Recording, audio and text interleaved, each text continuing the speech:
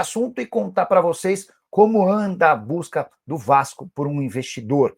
Tenho contado que Evangelos Marinax quer fechar com o Cruz Maltino. Ouvi até uma pessoa próxima ao Juliano Bertolucci, um empresário que faz a intermediação do negócio, e essa pessoa disse que o negócio está quente, que existe a chance real de acordo. Mas o Marinax não está sozinho na parada. Dá para dizer que o italiano Adriano Radrizzani, é outro muito vivo nessa disputa. Para falar a verdade, o Vasco tem 4 grupos interessados. Um grupo de investidores americanos, que inclusive tem um time na Europa, um grupo de investidores árabes, o Marinax, que é um magnata grego, além desse Adriano Radrizzani. O Radrizzani já foi dono do Leeds, na Inglaterra, e hoje comanda a Sampdoria, que não vai bem. 13ª colocação na 2ª divisão do futebol italiano.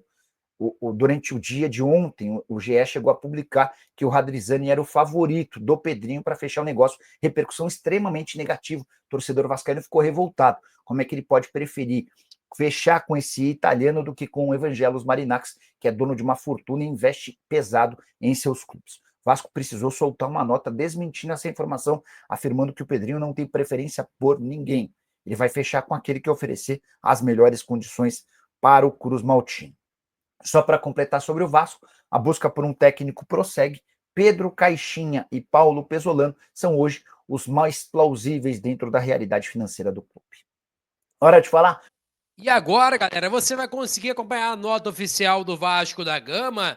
Foi divulgado nas redes sociais do Clube Associativo, onde o presidente deixou bem claro tudo envolvendo a SAF do Vasco. Vamos ler a nota para vocês terem ciência do que realmente está acontecendo. Vamos lá. O Vasco da Gama vem a público esclarecer que o processo de busca de investidores para Vasco SAF segue em andamento, com todas as tratativas ainda em estágios iniciais de diligências.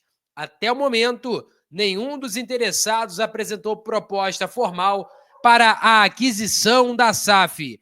Reiteramos que toda e qualquer negociação será conduzida com seriedade e responsabilidade, com avaliações criteriosas por parte da diretoria, envolvendo todos os conselhos, visando garantir que os interesses do Vasco sejam sempre priorizados e que erros cometidos no passado não se repitam.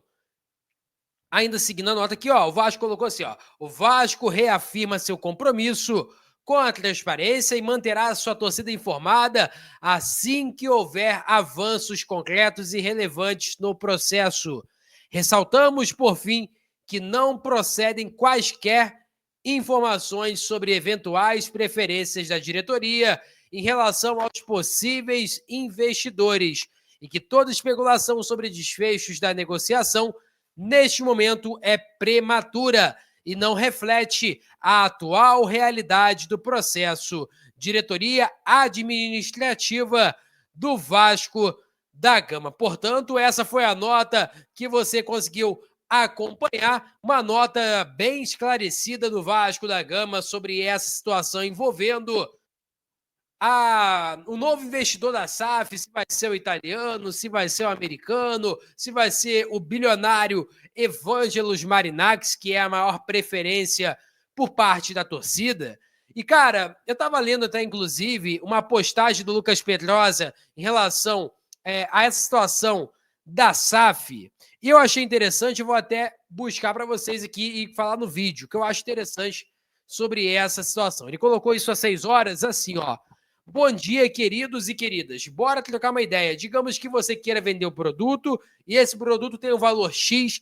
Se você tiver mais que o interessado, ele vai ser avaliado em 2x. Oferta e procura, coisa básica. E ele ainda detalhou assim, no caso do Vasco, na fase que está, sem nenhuma proposta, além de ter a obrigação de ter cuidado e cautela com quem será o novo comprador, analisar cada detalhe para que você não entregue seu produto a quem não sabe cuidar. Ainda botou entre parênteses de novo, que no caso seria comparando aí com a 777. A torcida eleger e fazer pressão para que apenas o comprador tenha o direito de adquirir é tornar o valor do produto menor. Ele ainda deixou bem claro, que o ideal é ter um projeto esportivo, né? Perguntaram até para ele na sua rede social se o ideal é ter dinheiro ou ter um projeto esportivo. Ele deixou bem claro que realmente é um projeto esportivo. Eu concordo com ele. Cara, o Vasco precisa ter alguém que tenha um projeto bem estabelecido, precisa ter um projeto que faça com que não tenha erros, né, que sejam novamente cometidos. Então, eu acho, galera, que o Vasco tem que se analisar muito com calma. Eu sei que tem que ter pressa, um pouquinho de pressa, concordo. Tem que ter pressa, porque o Vasco, o ideal era iniciar o ano de 2025, a primeira janela, já financeiro para que conseguisse bancar as suas negociações. Mas se caso não conseguir, o ideal é o Vasco conseguir depois decolar, fazer ali o básico com o associativo, recuperar os jogadores como Paulinho, como Jair, e depois disso, ver o que acontece. Mas o importante é o Vasco não deixar novamente o comando da SAF nas mãos de alguém que não consiga gerir, nas mãos de alguém que possa prejudicar o que já está afetado. Então, basicamente, galera, eu acho que tem que ter paciência, né? Normal, vai ser um pedido que a diretoria vai sempre falar com a torcida, de ter paciência.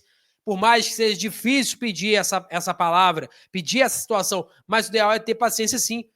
Porque, cara, o Vasco não pode novamente ficar nas mãos de uma nova 777. O Vasco não pode ficar na mão novamente de uma empresa que não faça do Vasco uma empresa honrada, uma empresa que consiga arcar seus compromissos.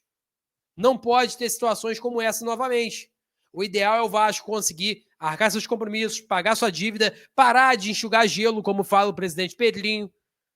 Porque, cara, não adianta você ficar toda hora pagando no regime centralizador e você ficar nessa aí, pagando gelo, enxugando gelo, enxugando gelo. O ideal, cara, é o Vasco conseguir arcar, pagar seus compromissos e pagar seus compromissos.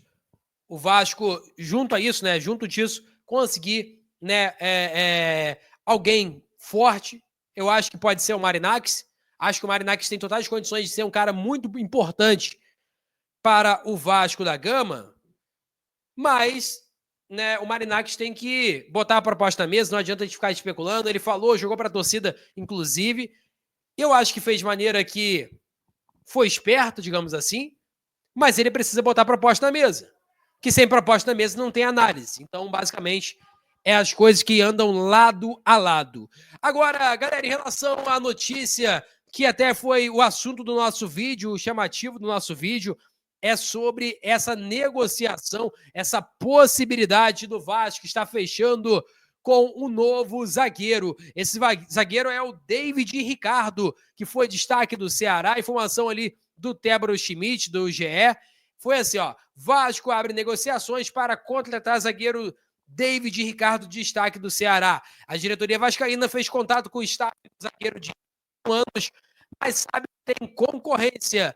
David é canhoto e tem vínculo com a equipe cearense até dezembro de 2025, ou seja, mais um ano aí que tem pela frente o zagueiro de apenas 21 anos de idade. Eu particularmente não conheço muito, mas teve aqui os dados, ó, do por fora das 4 linhas. Eles analisaram aqui o mapa de calor, joga preferencialmente pelo lado esquerdo ali, é um cara canhoto, né? Ele botou assim, ó, análise sobre ele assim, ó, o zagueiro David Ricardo é canhoto, tem 1,88 de altura e 22 anos, né? Ué, matéria 21, agora 22? Vamos levar que ele tá perto de fazer 22 anos aí. Sendo revelado pelo próprio Ceará, na Série B fez 33 jogos com 1 gol e 2 assistências. Legal, números legais para zagueiro. Ele se destacou bastante pela solidez em duelos, tendo mais de 60% de acerto em duelos aéreos e terrestres, com média de 1,1 desarmes e 27 recuperações por partida. Não tem uma saída de bola espetacular, mas em alguns casos ultrapassou o meio de campo pelo lado esquerdo. Cometeu 2 pênaltis ao todo e quando teve em campo, o Ceará não sofreu gol em 11 partidas.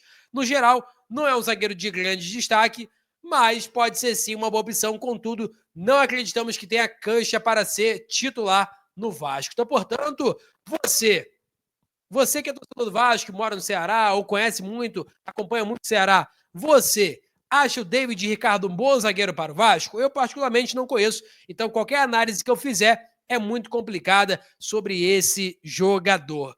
Eu acho que o Vasco precisa sim de reforço, seria um cara muito mais barato do que o Rojas, por exemplo, poderia ser um substituto para o Rojas, então acho que talvez poderia ser, né? Não conheço o jogador, vou analisar mais os lances dele para poder ter uma análise melhor, mais fria. Lógico que os lances ali, o highlight, é muitos melhores momentos, mas eu acho que o ideal seria ali conhecer melhor o atleta.